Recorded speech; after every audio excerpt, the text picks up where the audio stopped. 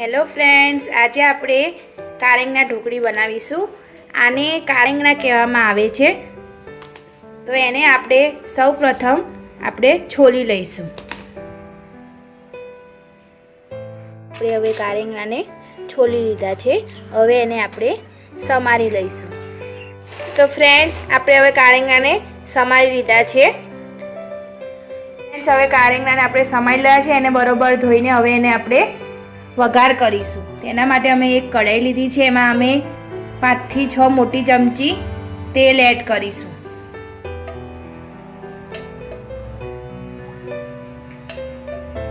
કારેંગના ઢોકળીમાં તેલ થોડું આગળ પડતું લેવાનું છે. અહીંયા સૌપ્રથમ કારેંગણાનું શાક પહેલાં વઘારી લેવાનું છે. પછી એની અંદર ઢોકળીનો લોટ બાંધી ઢોકળી એડ કરવાની છે. તેલ આવી ગયું છે. અડધી ટેબલસ્પૂન જેટલી રાઈ એડ કરીશું. રાઈ તતરે એટલે અડધી ટેબલસ્પૂન જેટલું જીરું એડ કરીશું. પીંચ ઓફ હિંગ એડ કરીશું. પીંચ ઓફ મેથી પાવડર એડ કરીશું. હવે જે આપણે કારેંગણા સમારેલા હતા એને બરોબર ધોઈને હવે આપણે આ રીતે બરોબર ધોઈ લેવાના છે. એકદમ પાણી નિતારીને પછી આપણે જે વઘાર મૂકે એમાં એડ કરીશું.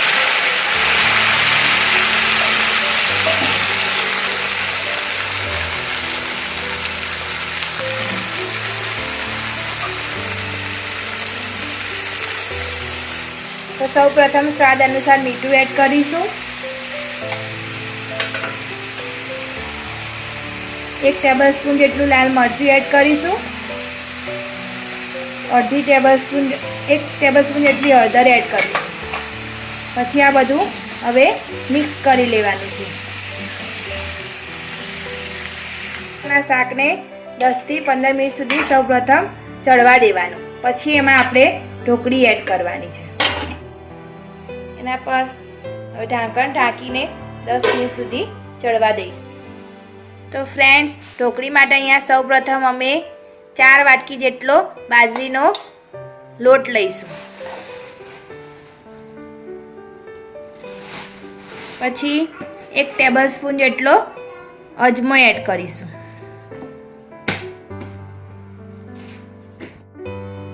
પછી સ્વાદ અનુસાર મીઠું એડ કરીશું. પછી હવે એમાં આપણે રૂટીનના મસાલા એડ કરવાના છે. 1 ટેબલસ્પૂન જેટલું લાલ મરચું એડ કરીશું. 1/2 ટેબલસ્પૂન જેટલી હળદર એડ કરીશું. હવે અહીંયા અમે આ 10 થી 12 કળી જેટલી લસણ અને 10 નંગ જેવા લીલા મરચાં લીધા હતા. એને આ રીતે અમે ક્રશ કરી લીધા છે. એ હવે આપણે ઢોકળીના લોટમાં એડ કરીશું.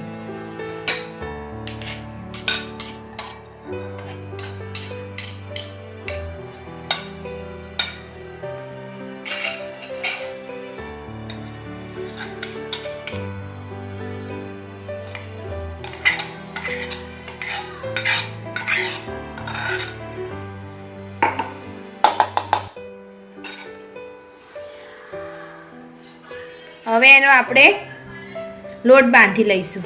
બધું મિક્સ કરી લઈશું સૌપ્રથમ. પછી એનો લોટ બાંધવાનો છે.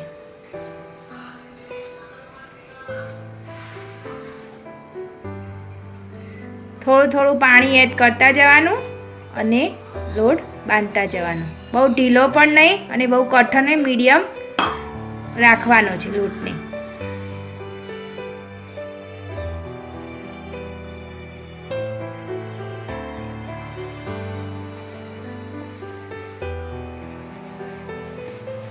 આ ઢોકળીમાં ખાલી મીઠું, મરચું અને હળદર અને લસણ મરચું અને અજમાનો જ ઉપયોગ થાય છે. બીજો કોઈ ગરમ મસાલા કે એનો એડ કરવાના નથી.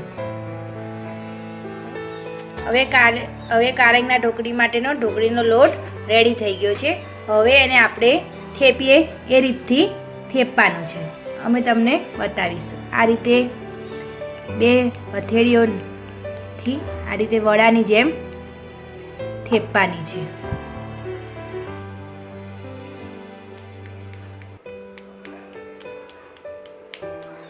આ રીતે આપણે બધી ઢોકળી થેપી લઈશું. ઢોકળીની આપણે જે ઢોકળીનો લોટ બાંધે આ રીતે બધી ઢોકળી અમે થેપીને રેડી કરી દીધી છે. હવે આપણે જે શાક વઘાર્યું હતું એમાં આ ઢોકળીને એડ કરીશું. હવે આપણે જે શાક વઘાર્યું હતું એનું ઢાંકણ ઢાંકીને ખોલી લઈશું.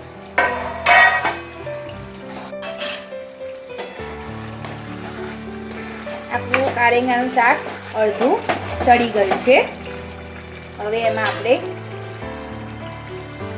એક નાના ગ્લાસ જેટલું પાણી એડ કરીશું.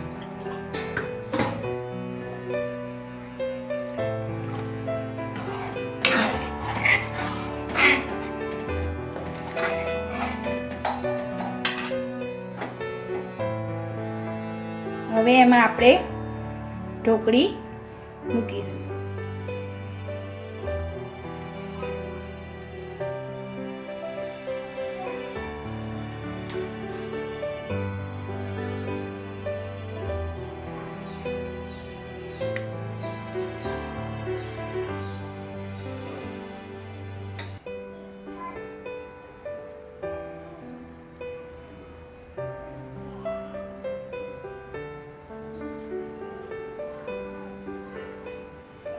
આ રીતે બધી ઢોકળી હવે મૂકી દેવાની છે.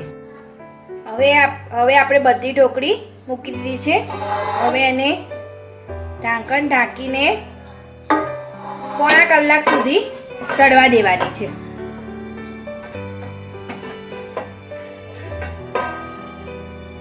હવે એને આપણે પોણા કલાક સુધી ઢોકળીને ચડવા દેવાની છે.